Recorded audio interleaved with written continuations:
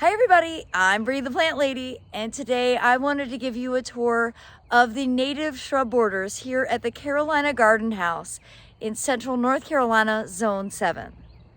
Now, recently had a birthday and my dearest friend, Preston Montague, listened to me and gave me beautiful brass markers so that I could actually label all of the plants that are in the shrub border planting. So when people visit during this spring open garden, they will be able to identify what all the plants are.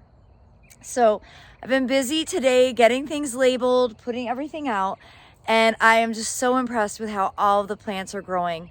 So let me turn this camera around and give you an up close view. So first of all, I want to say for labeling, this map has really come in handy and made it really simple for me to be able to identify everything. The bronze markers, the labels, I wrote on them with the garden marker. The pencil just didn't work on those. I think pencil is a better long-term solution. Sophia's here to supervise. But for now, the garden marker will be fine. It usually lasts several years, so it's a lot better than a Sharpie. Okay, now that everything is labeled, I feel a lot more confident walking around telling you about everything because, yeah, I have definitely already lost track of what I planted in here. So this Carex that is planted along this edge is all Carex cherokeensis. And the goal is for that to just kind of like fill in the ground plane. Now I have a ton of perennials ordered as of today.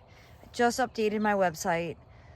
We're gonna plug in any empty holes with flowering perennials, knowing that long term, these shrubs are gonna fill in and there's not gonna be room for all of these herbaceous things, but really for the next 5 years, the herbaceous things are gonna be what's the most interesting. So you can see the Itea has leafed out. This is Itea virginica lovechild. This is from the first editions plant line, and it's a really extraordinary plant. My well-established ones in my other garden are already starting to bloom. You can see these are just starting to put out flower buds. Now behind that, we've got some native Viburnum. I just posted yesterday a Viburnum tour, and I did not include these because I wanted to show you them in the context of being in the natives garden.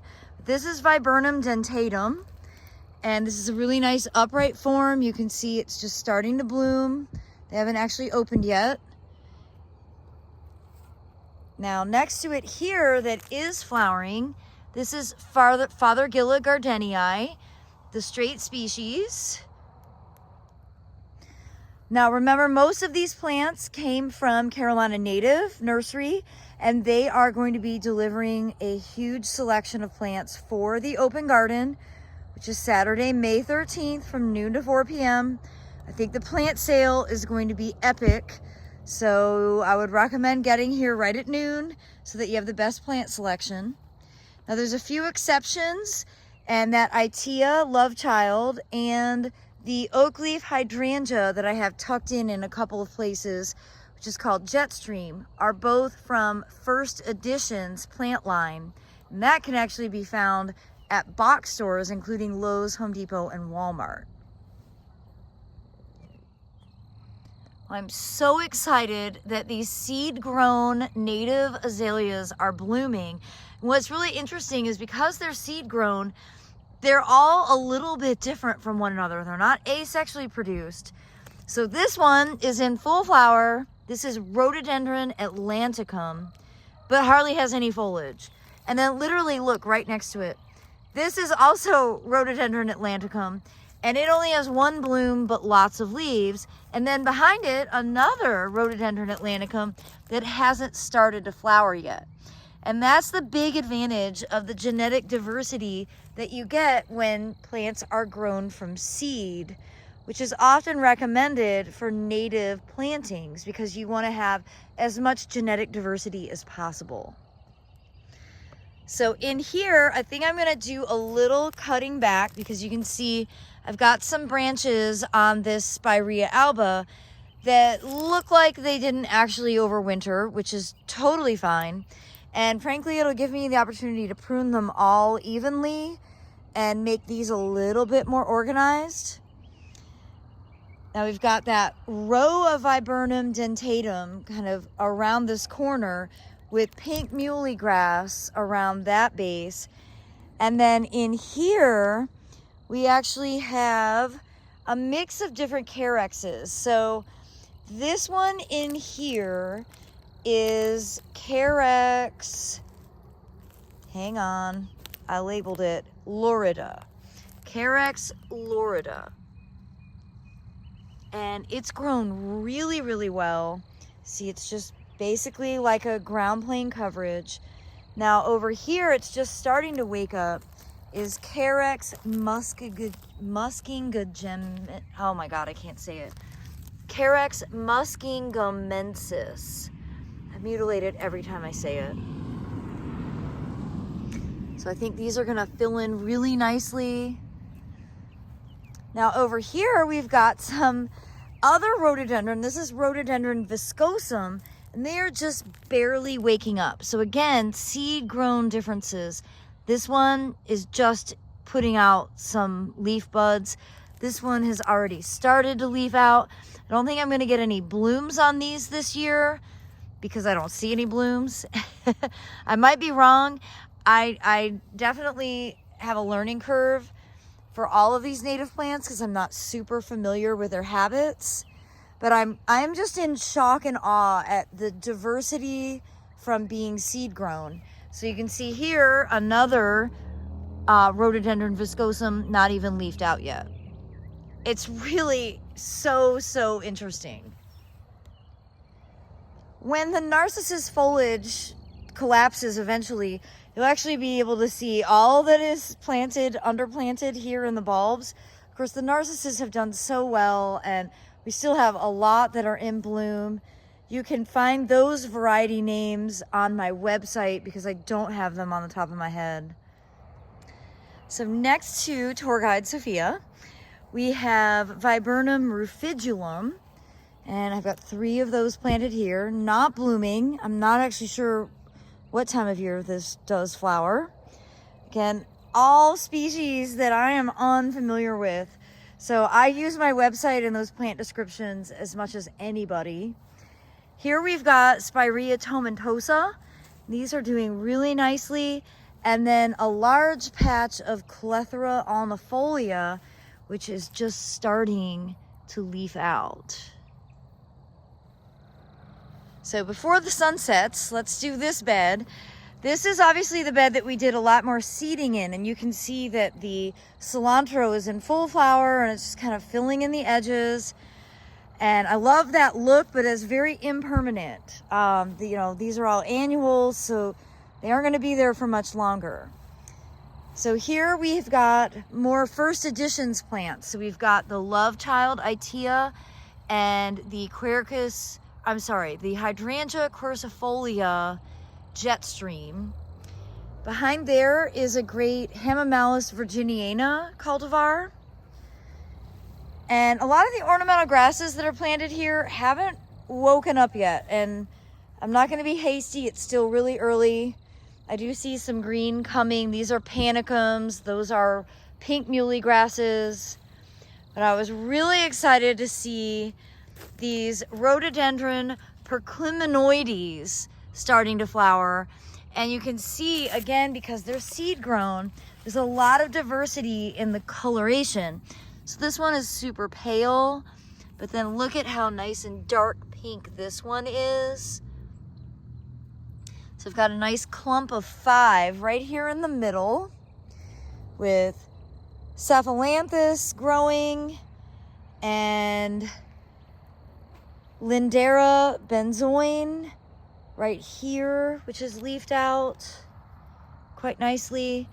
And then we have deciduous hollies, Ilex verticillata, a nice clumping in here.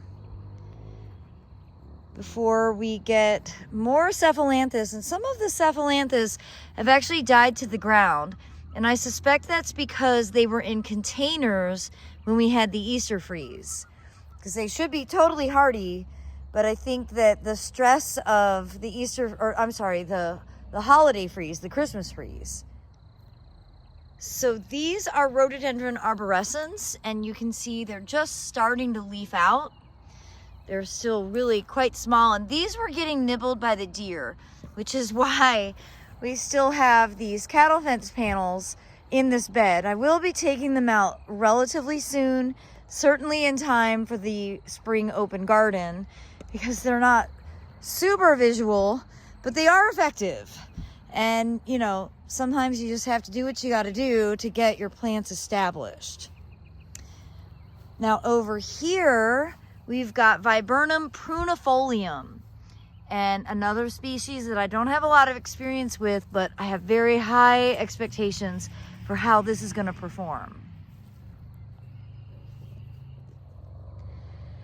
And then the tiny bed for utility box coverage. I still haven't gotten great evergreens planted in here.